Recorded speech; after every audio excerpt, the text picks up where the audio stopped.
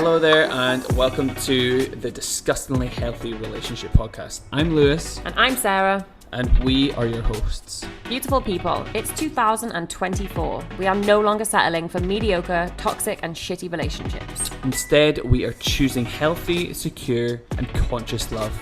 Lewis and I are here to challenge and expand you on all fronts when it comes to healthy relationships.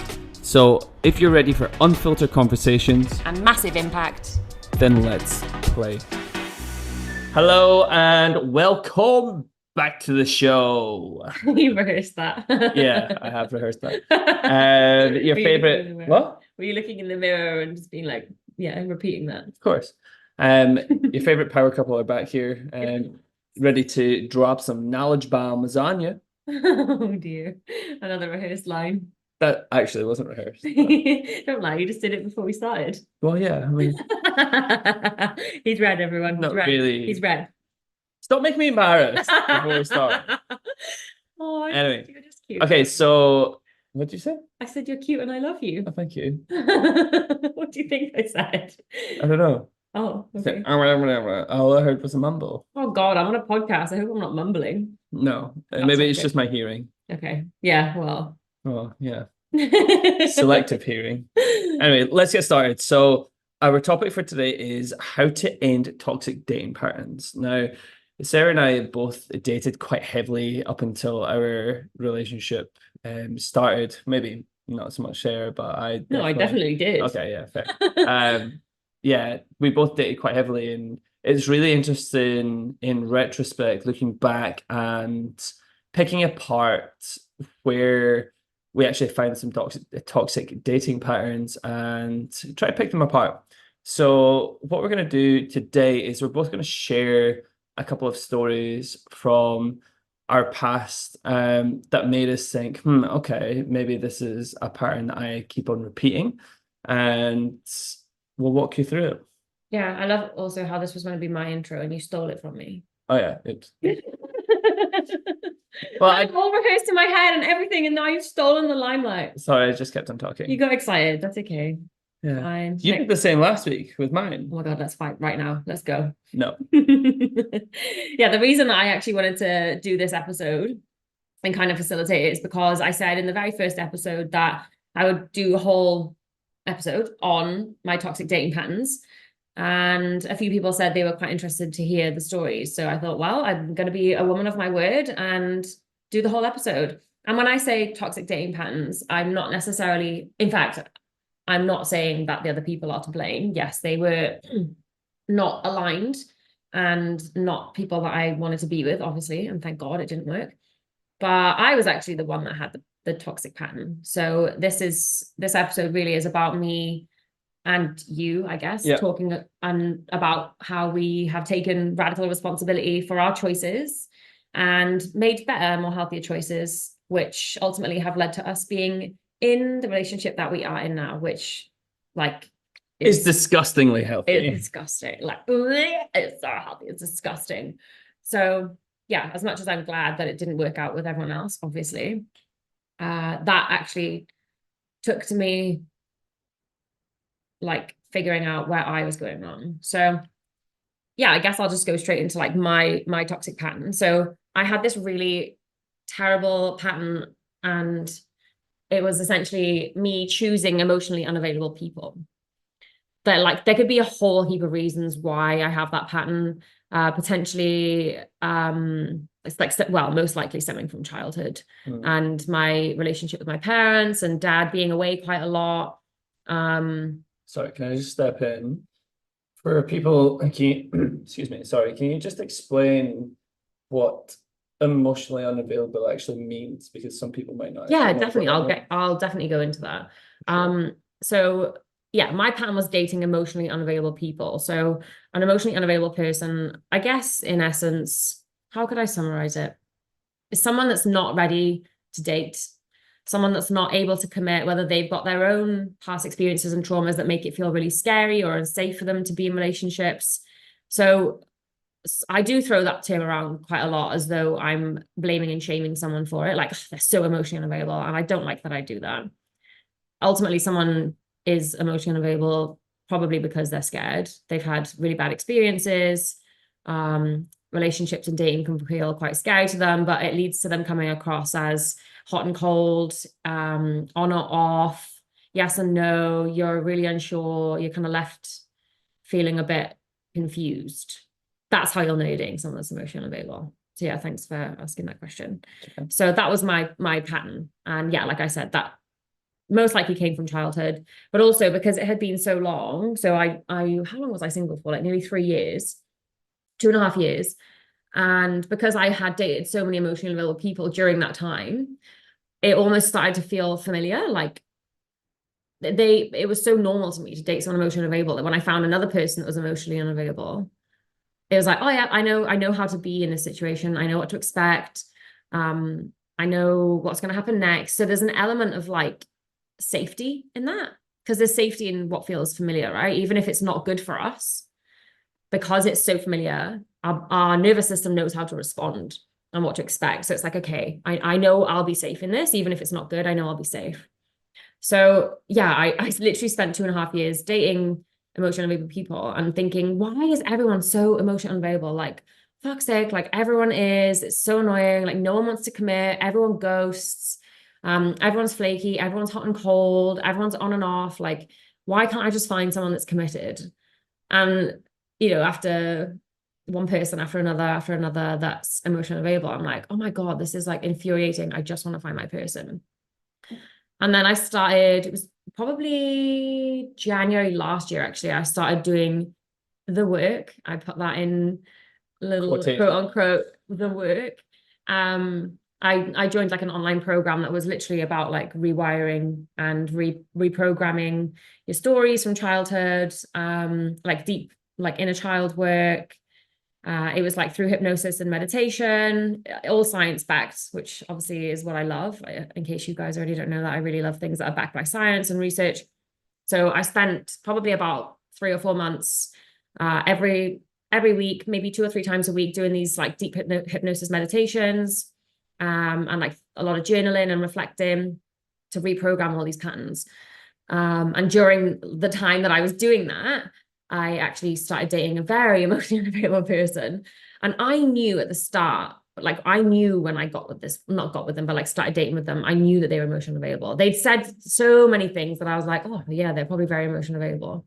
But I still carried on with it. I still kind of just went along and was like, yeah, that's okay. Like, you take your time. Yeah, this is it. Like at the time, it's because again, I knew like, oh, I know how to handle this. And I think this, I'll let you talk about being a fixer, but I know I've got the capacity to be a fixer as well. Yeah.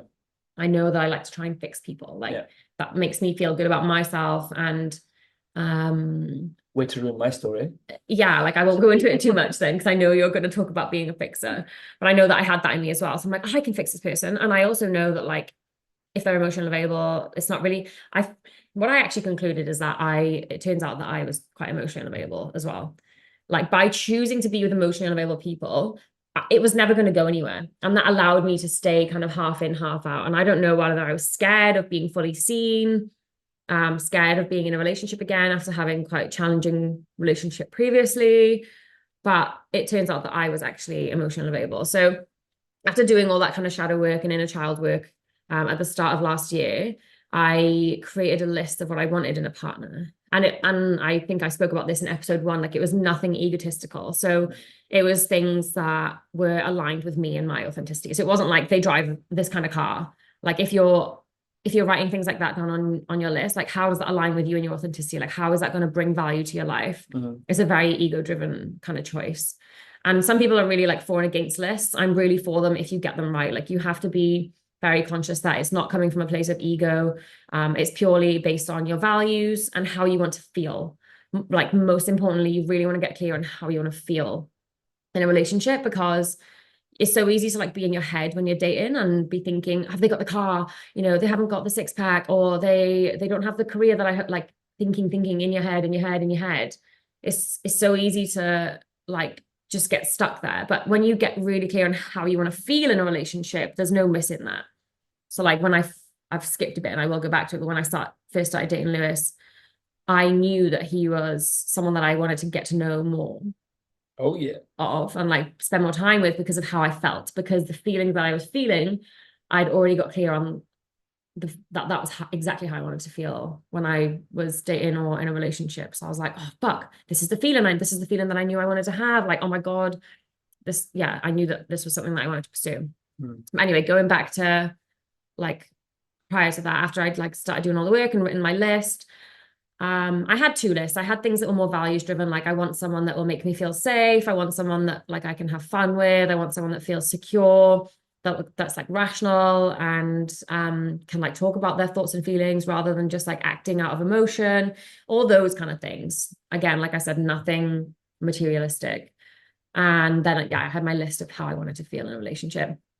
And so I knew that this person that I started dating was absolutely not the list. Like I literally remember comparing them so that like I had the list and I was like going through it and I was like, nope, nope, nope, nope. But I just was so set on still carrying on dating them. And what I realized, like, yes, it's because it felt familiar, but also like not just consciously, but on like a nervous system level. Like my nervous system was addicted to the highs and the lows of the emotional unavailable people. So like when that person would like text and be interested, like, oh yes, like they're interested. This feels so good. Like that high is like, oh my God, yay, like how exciting. Like, we're gonna hang out. And then like when the lows came, like they obviously were really uncomfortable. Like we'd be like, oh, is everything okay? Like they're a bit quiet, or you'd notice energetically that there was a shift and that they were kind of pulling back, and that would feel super unsettling. Yeah. But you'd kind of be like, oh, it's okay though, because I know that around the corner there's a high and they feel great. So like I'm just gonna ride through this kind of bumpy, like uncertain phase because on the other side of that is a high. So it kind of becomes addictive. Yeah. Do you also think that you continue doing it partly because of loneliness, or did that even come into it? Like you just wanted to have someone there? Yeah, like definitely, like because I was speaking to that person quite a lot, and as though I was comfortable with being by myself, I'd made it very clear to myself, like kind of in that 6 month period, that I wanted to find a partner. So I was like, oh, well, at least I'm not kind of alone right now, at least I'm not by myself right now. And even though I definitely, like logically thinking about it, would rather be by myself than be with someone like that, I think it's more coming down to the fact that it was just so addictive. And like it felt so familiar. It feels so familiar to have the highs and the lows, the hot and the cold, the interested and the not interested. And I just was like, oh, I'm just gonna keep going because I know that there's gonna be a high that comes next. Yeah. And I don't really, I knew that they weren't the right person. I like knew it in my core. And I think sometimes even when you know something, you just have to see it through and prove your inner voice. And I'm not saying that you should always ignore your inner voice. Like I wasn't ignoring it. I was very much aware of it. And I just wanted to have some solid proof in reality. And there was this moment where we had this disagreement. I approached the conversation really calmly and said, hey, like I can't remember what I said now, but their response was like so like Blase. yeah, I think we were friends at this point, weren't we? I think you showed me, and I was like, okay, that's not. You were like, by the way, Saz, like that's not okay. No, it's And not. I was like, no, I know that. But then hearing it from you, I was like, oh fuck, okay. I Like, think it was like a one-word answer or something like you sent a paragraph or something. yeah, it was a nice one as well. There was no blaming. I was taking responsibility. I can't remember why we fell out. Like, why are we falling out after like dating for 2.5 months? Not a good sign, but I just needed to see it in reality anyway. Like I said, I knew in my core it was wrong. I just wanted some solid proof. And then his response at that moment, I was like, oh, there it is. Okay, cool. I was done. I was completely done and disconnected. That was fine. Like, never spoke to that person ever again. Like quite comfortably. So I was like, I that's what I needed to see. And then I just had this like this emotional turmoil where I was like, I know that I want someone that's secure, and I know that I want a good, healthy, masculine man that is interested. I know that, like, I'm so clear. I've got my fucking lists. Like, I've written the lists. God, Jesus, like, whatever your freaking name is, like, where is this person? It was like turmoil. I was just like, I don't understand. Like, I am this person. And then I was like, oh my God, I'm the fucking problem. I'm blaming everyone else and saying, why are they emotionally available? Like they're so emotionally available. Like, oh, why is everyone emotionally available? By the way, that word, I almost can't even say it anymore because I've said it so many times. No, But I stopped pointing the finger at everyone else and I pointed it right back at myself. And I thought, you're the problem because you are the one that is choosing these people and you are the one that is allowing them to stay. Yeah. Why are you doing that? And then obviously that's how I came to realize that I was addicted to the highs and the lows. Mm-hmm. And whenever I had dated someone that was what I said I wanted, they felt so unfamiliar to me because they were interested and that wasn't what I was used to. So I would kind of like push those kind of people away. So I was like, okay, well, I'm obviously the one that's the problem here. So I had this like whole emotional turmoil. I was like, oh my God, it's me. Like, why am I choosing these people? I'm addicted to the highs and the lows. Whenever secure people come along, like they feel so unsafe and unfamiliar because that's not what I'm used to. So I push them away. And I spent the whole weekend like in reflection, basically, and I could not stop thinking about Lewis because he at this point had made it very clear that you were interested and you'd just been there and you're being your secure self, showing me your interests, and all the while I was chasing all these emotionally unavailable people, going like, oh, why is Lewis so interested and available? Like, you almost hated me for being so yeah, I was available. almost like, oh God, like it's like a jealousy thing, really. or maybe it was like, damn it, how does he get to be so emotionally available? But that would have scared me for sure.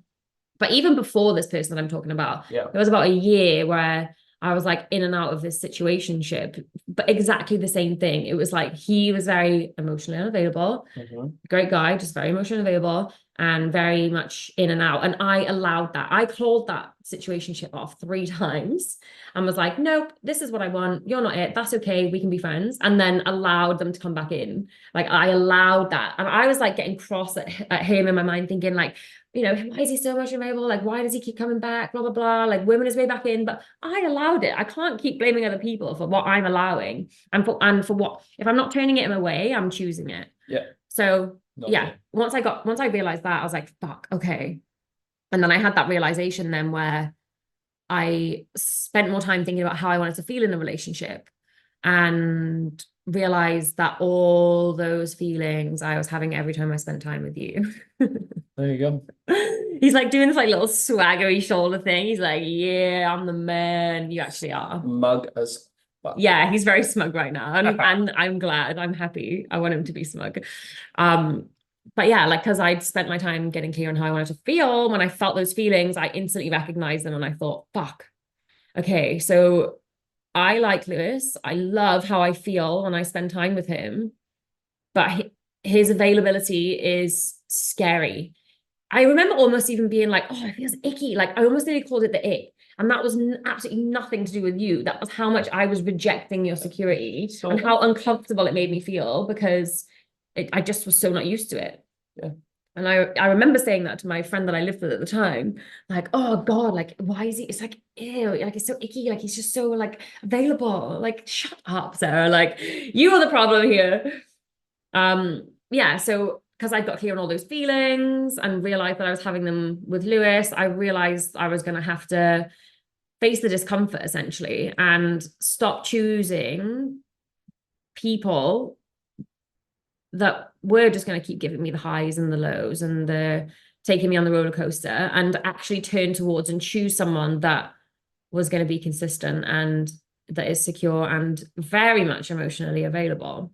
So that was actually really hard for me. So I'll just talk a little bit about that process and you'll be able to like share. You'll be able to share your experience on this. But for anyone that has the same pattern that I had, you definitely can break through and it definitely will feel uncomfortable. Like there's no doubt about it. Like when Lewis and I started dating, it felt uncomfortable, not because it was wrong, just because I wasn't used to someone being so forward and consistent. So whenever he would suggest like hanging out or when I thought, oh my God, we might have our first kiss, I was like, oh God, like he's still here, he's still interested. Like it just felt so strange. So you wouldn't have known this, Lewis, but there'll be like moments you're like, are you scared of what I'm going to say here? I think I may have already told you it. You were like, okay. No, but like there was moments where like you would lean in energetically. And again, for those that don't even know what that means, like you would, I don't know, like pull me in for a cuddle, or you would say like, do you want to hang out tomorrow? And I'd be like, in like a split second, I'd have to like rationalize all these thoughts in my head because I had self-awareness. I have so much self-awareness. So I would feel my body tense up in that moment and be like, oh gosh, okay, like this this is good, like this is moving forward, like this is actually going somewhere. That felt scared. I felt my body tense up.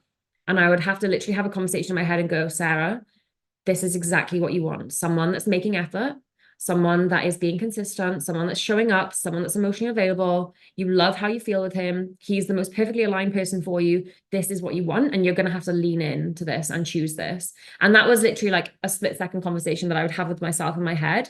And sometimes I would do a few deep breaths, like if you went there, I'd be like, this is good. That's how unweird and how unfamiliar and unsafe it felt to me. Like my whole body was responding as though it was not good, even though I knew in my heart and like my soul and every other part of me, like that it was right.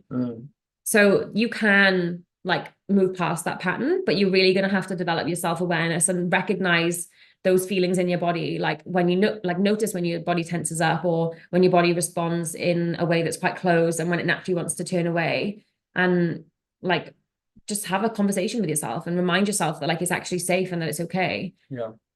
And especially only if you know that this person is aligned for you, by the way. Like your body can also have very similar responses if someone is very wrong for you. So definitely don't confuse the two. If you know this person is right for you because you're aligned with your values and because you have feelings around them, like of being secure and happy and your most authentic self, like if you're having all those kind of feelings, but you just know that they feel unfamiliar because like their availability is different to what you're used to, then I urge you to like keep going and to like turn towards them and don't turn away, because you either choose to change or you choose to stay the same. Basically, like I had a choice. I could either just carry on the same dating patterns, going down the same path, choosing emotional label people, blaming them, ending up single again the next time around, and another person, or I could choose to push through the discomfort. And that whole period, how long would you say that took?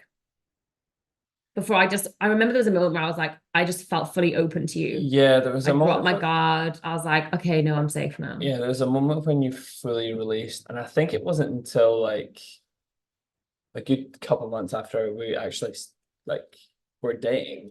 I think it was about 2 months, I wasn't think it? it's about 2, 3. I've got 3 months in my head. 3. Yeah. Oh, okay. I Until thought you it was like about 2. fully just like released into it. I think it was before you went home last Yeah. year. Oh, yeah. Definitely way before then. Sure.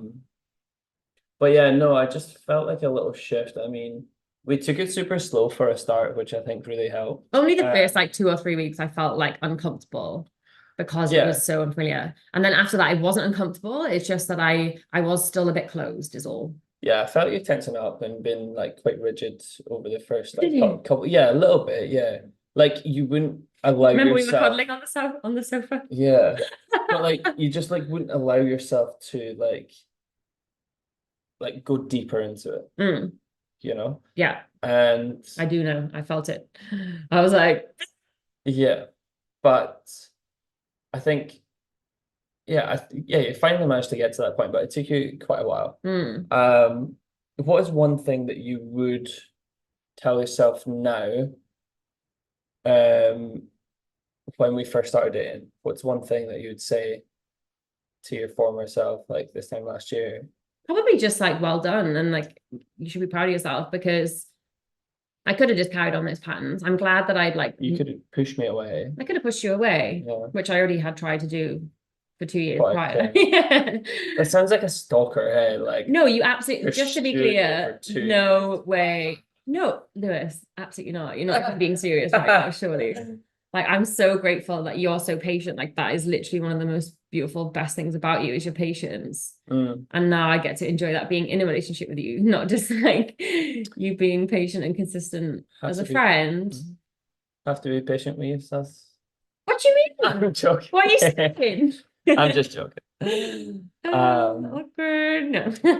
But yeah, so like in essence, my dating pattern was choosing emotionally elevated people. It was not their fault. It was my fault for choosing them and allowing them to stay. Yeah. I like literally rewired my nervous system to accept that Lewis was a safe person. Like all that kind of like inner talking to myself and like in my head, and like doing the breathing and reminding myself that it was safe. Like that was literally rewiring my nervous system to find someone like Lewis being secure and consistent, safe. It's like actually know when someone is consistent, that's safe. That's okay. And you're not gonna like die. Nothing bad's gonna happen here. Like you're good. And I'm so glad that I got to move through that. So that was my little spiel that I mentioned that I would do pretty much a whole episode on in the first episode.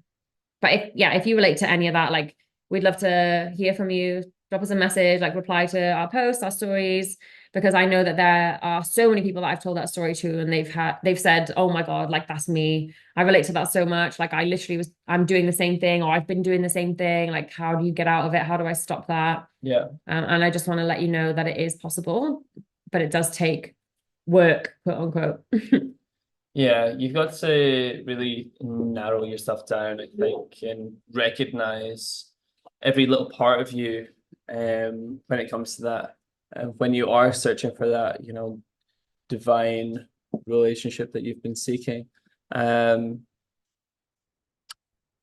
I had something else to say, but I completely blanked. That's okay. I've gone. Do you want to tell your toxic dating pattern?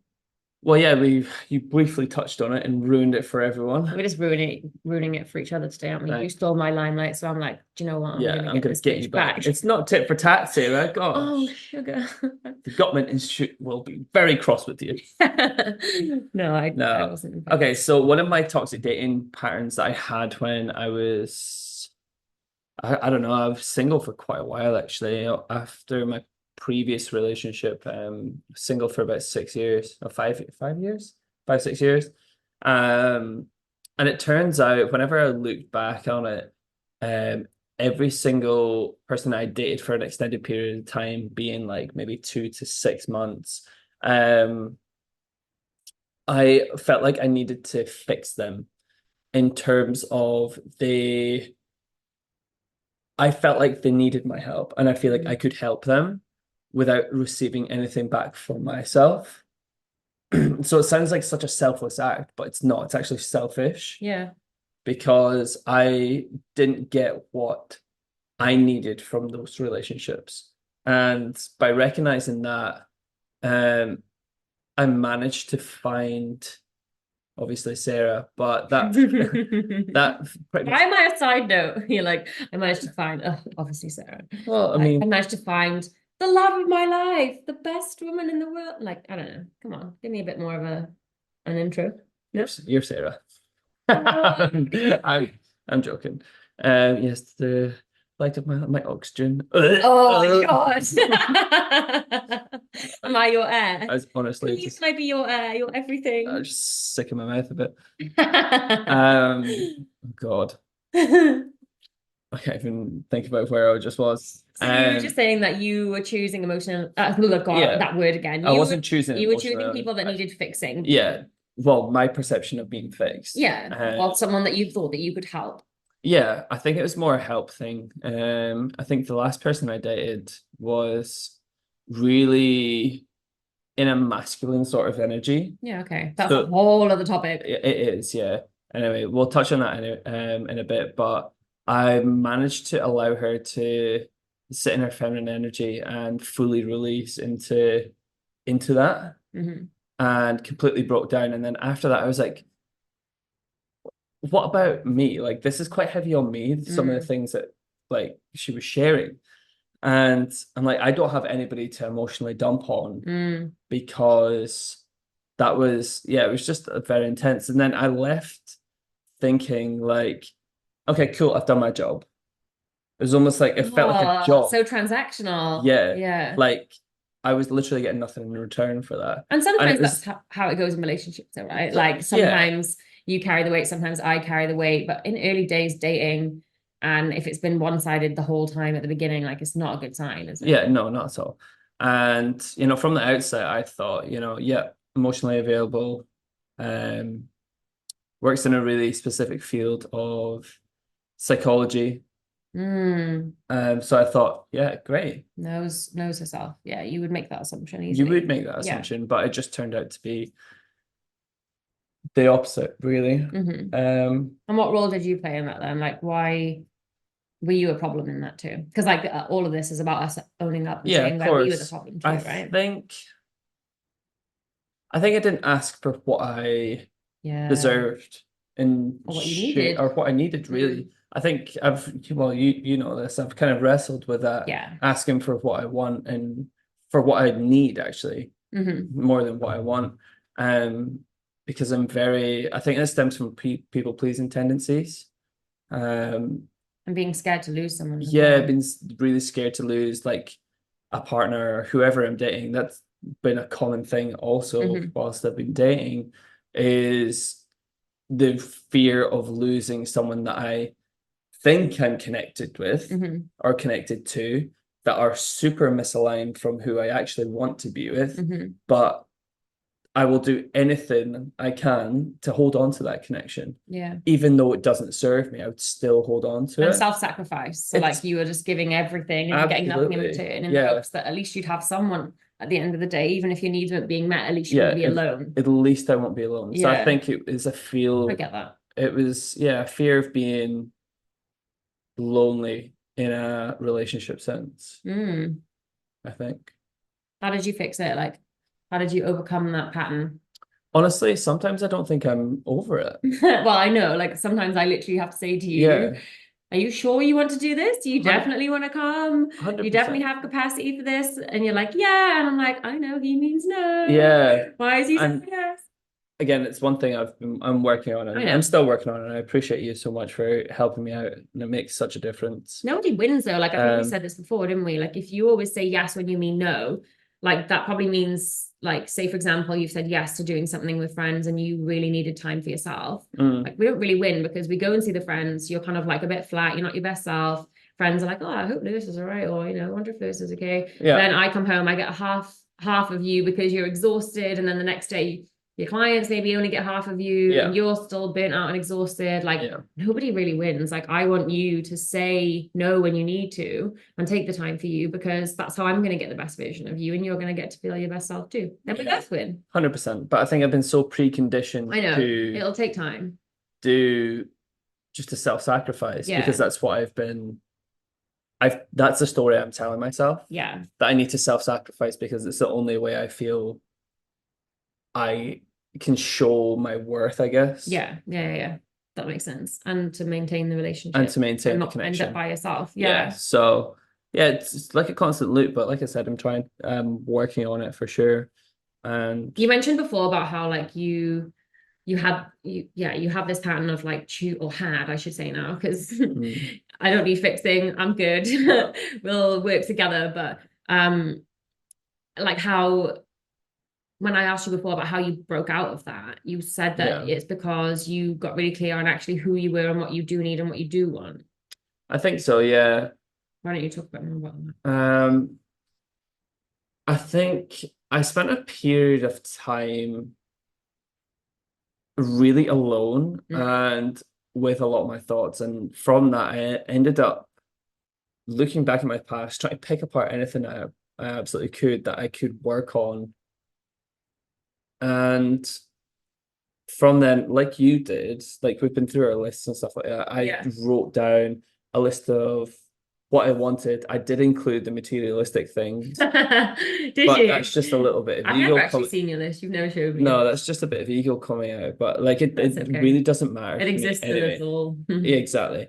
Um, but the one thing I never did was jump into feelings whenever I did those lists. Mm, So as soon as I jumped into feelings and how I wanted to feel was safe, secure, supported, able to communicate my needs mm. and what I needed was probably the biggest thing because as we just spoke about, that's been an issue for me. So getting clear on all of those values for myself and then what I also valued in a relationship then led me to make the assumption that we were the best fit. Mm. So although we were still friends at the time, um, I think we spoke about this before. I did put you on like a big pedestal, Mm. and I thought, fuck, if I was to have a girlfriend, it would be Sarah. From when we first did our podcast That's like a so couple of years cute. ago, I was like, yeah, she's like so fucking cool, so down to earth, knows herself so well, it's really attractive. And then, yeah, I moved to the Gold Coast and you were dating someone else. Someone very emotionally available. It's so funny though, because like not you like as you, but like everything that I know you to be is what I had on a pedestal. Like this is the ultimate person. Mm, I was just so clouded by all of my like chaotic, toxic dating patterns that I couldn't even see that it was you. There was a pedestal and I knew that someone was up there and there was so many clouds. I'm like, Yeah. do you get my like my description? Like Yeah, you yeah. could you say you had me up on a pedestal and you could see me up there. Yeah. I had you up there, but I was like, I can't see them. I can't see them. Like, who is it? Rushing Because them. all my chaos was just in the way, like all the kind of the toxic patterns and just shit that I needed to work through first. I was like, I know he's up there. I know Yeah. he's up there. Yeah. So I did the same for you too. I just didn't know it was you. And then I cleared the clouds and I was like, oh my God, it's you. It's you. So yeah, those are pretty much two of my old toxic dating patterns. Being the fixer. I feel like being the fixer is quite a really common one, you know super that. common. Yeah, I also have that one too, which is why I brought it up and Yeah. tried to steal your thunder. Thank you. And then the self-sabotage. Would you just call it self-sabotage? In what sense? What are you talking about? As in me being super selfless instead of selfish in terms of dating, like what we just spoke about. Like I give a lot I of. don't know if it's self-sabotage. I think it's just, yeah, trying to be the fixer and Yeah. prioritizing other people's needs over your own, Yeah, thinking I that think that's so. gonna get you a relationship. Yeah.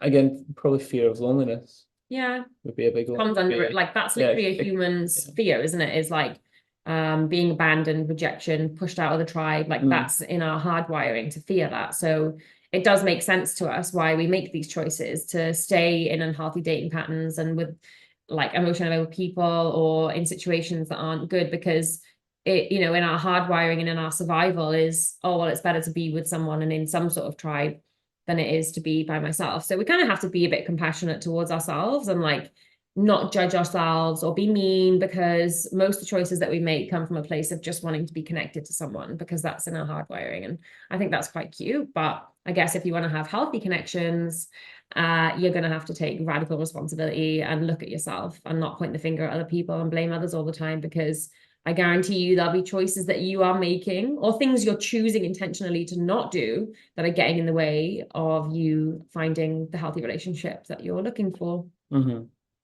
Yeah. Boom. I think it's very well said, darling. Thanks. What's up next? So, moving on, baby.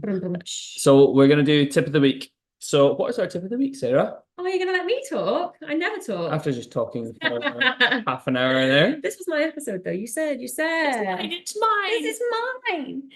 So, tip of the week is, we should probably come up with a better name for it, but it's the 24-hour rule. Yeah.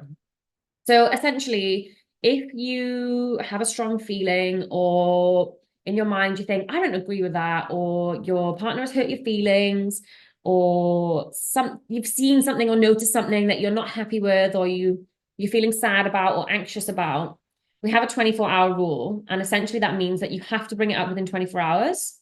Otherwise, you can't bring it up ever again. Yeah. So obviously it has to be important enough for you to want to bring up.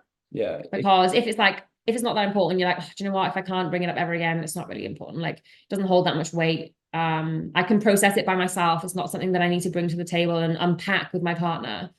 But say, for example, it is something a little bit bigger, like, we didn't give an example. What could we give as an example of when we've used this? Let me think. I think when you were feeling a little disconnected, to me, when was this? Maybe a few months ago. The disconnection was bothering you. Yeah. And we sat down and had a talk about how to go about feeling connected in another way, or just discuss what, like, your thoughts and your feelings around it. Yeah. So essentially it's like we finished then, sorry. Yeah. I nearly, in fact, I did cut you off. Sorry, you guys, I'm trying to get better at this. So essentially the purpose of it is so that you don't let things fester, because if you don't talk about something that's on your mind and you let it fester and you start to create stories around it and you think he doesn't care or he never makes effort, or you start to feel like more disconnected from your partner and you haven't said anything, things can become like a huge problem down the line. If you let these kind of things slide that are bothering you without bringing them up, we know that over time that can erode the relationship and wear away like the relationship and the trust in the relationship as well. So because Lewis and I value each other so much and we value the health of our relationship so much, we owe it to each other to have the uncomfortable conversations about the things that are bothering us, because we know that if we don't, we are basically saying, I don't value this relationship enough to have this difficult conversation, and I'm happy to let this slide and let it fester and let it become a problem.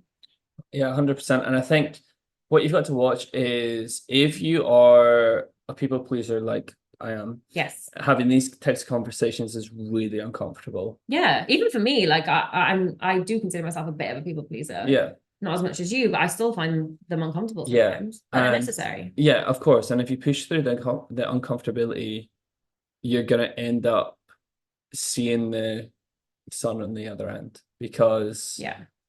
it just makes everything so much lighter and easier, and you'll wonder why you never had these conversations in the past. I think I Or said been to you the other avoiding them. Yes. Yeah. No, I cut you off then, sorry. We should start a tally. Here she goes again, ladies and gentlemen. I hope you're I keeping just count. got really excited. I'm like, Was that you? Was that you try to cut me off again now? Was it? so bad. I think we're 3-0. 3-0 for this episode. What's that on our notebook? Is that a tally? You're tallying how many times I interrupt you? No, I'm just kidding. It's got 17, by the way. Bullshit. I'm joking. No, but I think I messaged you the other day, didn't I, saying I'm actually so glad that you tell me if I've done something that hurts your feelings, or that was a bit rude, or that, I don't know, like whatever you've said in the past.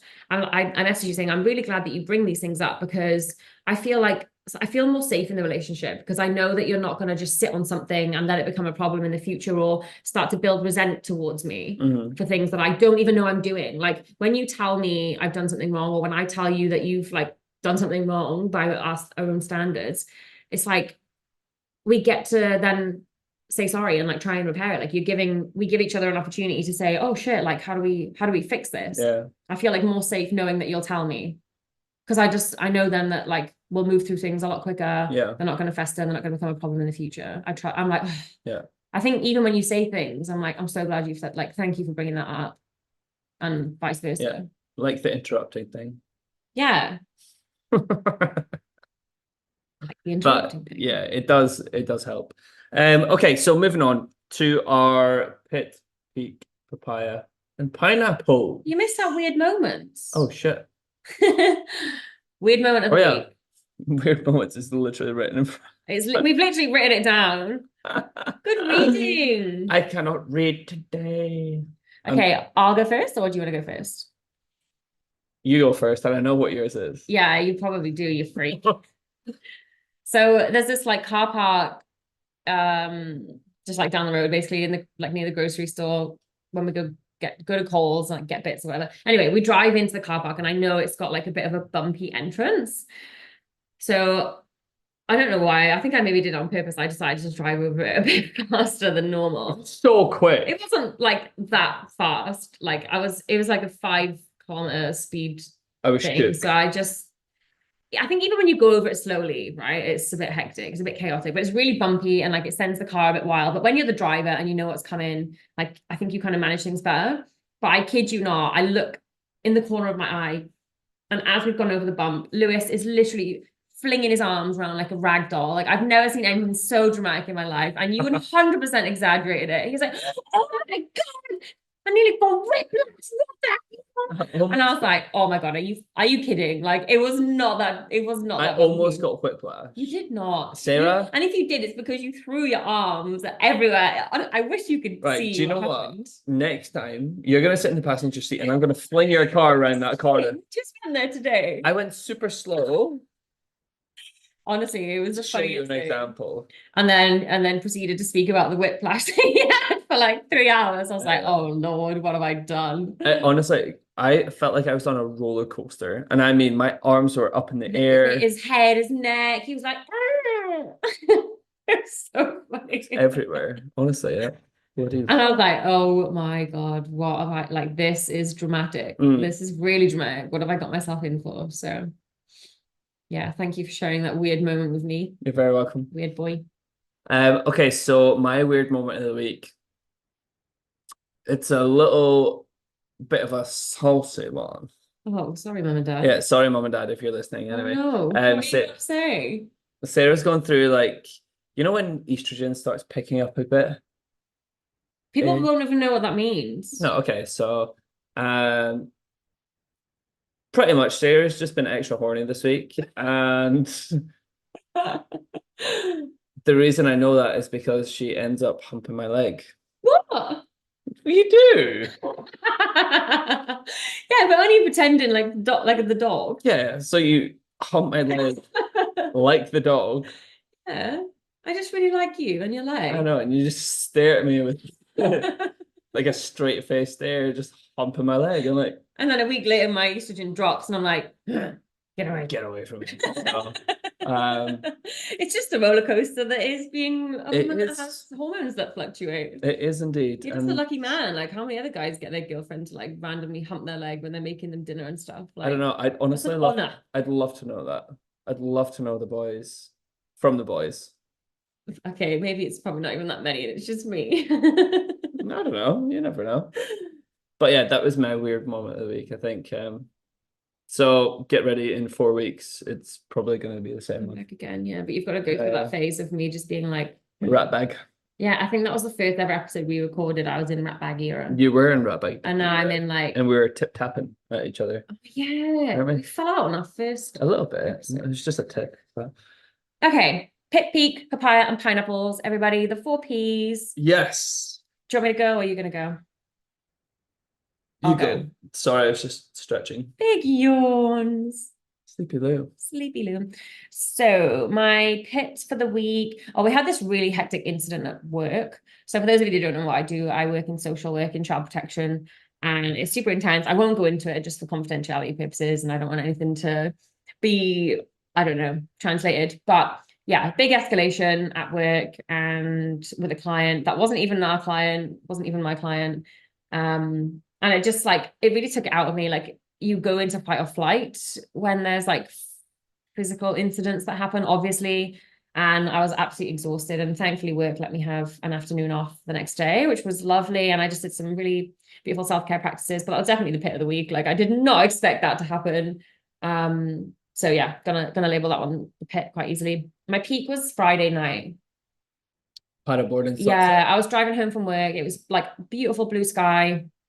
And I knew that it was going to be a nice sunset. The wind had dropped, the humidity had dropped. So it was just like blue sky sunshine. So I messaged our friend Vicky and was like, do you want to go paddleboarding for sunset? Please say yes. And she did. I love a little spontaneous adventure. So me and Vic went paddleboarding for sunset and you came as well. And well, you didn't paddleboard to sunset, did you? He's looking at No. me like I just I pretty much rejected came. I him. was like a glorified photographer. Photographer slash paddleboard carrier slash Everything. To be you fair, are my I everything. went. My oxygen, my Don't air. make me feel sick. It's not so much. Anyway, Oh, I take this opportunity. rejection. I take this opportunity to sit and meditate at the beach, which was really nice while Sarah and Vicky went for a Are paddleboard. you stealing my peak? And go. There's my tally started. 1 interrupted my peak. Oh God, I'm getting death stare. Anyway, that was my peak. It was really lovely. Like you just feel really connected to nature, and I don't know, it was just really wholesome, chilled, laid back. I felt really present, and it was exactly what I needed to end my very interesting week. My papaya, I was driving to work the other day and kind of glanced to the left and saw 3 camels in a field. Real life wild camels just casually hanging about in a field. So I was very confused. Um, Lewis, it's just videoing me and it's really thrown me off. What are you doing? Okay, my 3 gratefuls are everything except Lewis. No, I'm joking. I'm joking. My 3 gratefuls that I'm grateful for. I'm so grateful to You hurt my feelings. oh dear. I'm so grateful to live so close to the water. Like I've been surfing this weekend, been paddleboarding this weekend. I just yeah, I love being able to spend time in the sea, on the sea, under the sea. I'm really, really grateful that we live literally like 100 meters from the sea, if that. I counted it. It's 57 steps. Okay, so 57 steps from the sea, according to Lewis. Don't quote us. I'm also really grateful. What am I really grateful for? I'm really grateful for aircon. I know that sounds stupid, but it's been really humid and hot. And like our electricity bill is going to be hectic, but I actually don't even care. Like the comfort that aircon brings is unmatched, and I just don't want to suffer. Like we work from home on Mondays as well, and sitting in the aircon would not be fun. Like we really value and prioritize our sleep, so getting to like have a controlled temperature is super important. So grateful for aircon. And I'm also what else am I really grateful? I'm really grateful for my niece and my nephew. I miss them so much, like so bloody much. They live in the UK, and I FaceTimed them yesterday, and they just always make me smile. Like even though we live so far away, they remember me, and I don't know, I just love them, and I'm just really grateful for their existence. That's cute. The end. I like that. Lewis Okay, isn't sharing anymore because he's been really cheeky and naughty, so we're finishing here. that's not true. I've still got more to say. Okay, so my pick for the week, I've had a hectic like 2 months, and I've been quite run down Friday, Saturday, and actually today a little bit. I feel a lot You better said you were at today. 50% today. Yeah, whereas yesterday I was at 20, which was Low it's a yesterday, wasn't low it? day yesterday, yeah. Side note, can I add something? But yeah, How beautiful that we've got friends that we can say, hey, like we went to a friend's engagement party yesterday, and like we said to them, like, hey, Lewis is at 20%. And she's like, that's okay. And like they just understand, and they're like, great, thanks for letting us know. Like, how beautiful is that? I know, it's so nice. Friends that just get it, and they're like, they don't have high expectations of you, and they'll take you as you are. Yeah. Sorry. Thanks for interrupting I my asked for consent. It's allowed then, right? Excuse me, sir. I can't even remember where I was. I'm on my pit. I finished my pit, You're not so feeling well. You were at 20% yeah, yesterday, 50 today. yeah. So that was my pit, pretty much just feeling rather run down. Not your best. No, not my best. And then peak this week, It rhymed. doing what Peak this week. peak this week, and peak week. Um, my peak week was doing a talk on endometriosis, doing a little talk around that. Was that But this week? It was Monday, it wasn't was it? Monday, yeah, Shit. yeah, yeah. Baby. And side note, Oh yeah. I did this talk in the dark because I couldn't find Literally. the bloody lights. No, they didn't Yeah, work. well, yeah, the lights didn't work. So, yeah, pretty much did a talk in the dark. You On, improvised beautifully. thank you for interrupting. Um, I pretty much did. Sarah's got her puppy dog eyes on there. Yeah, did a talk in the dark, and I could have easily have just said no, guys. Look, it's not going to happen tonight, but I pushed through, and we had a little chat around endometriosis and training, which was lovely. And I got some lovely ladies there too. Okay, so papaya. What was my papaya? I had one.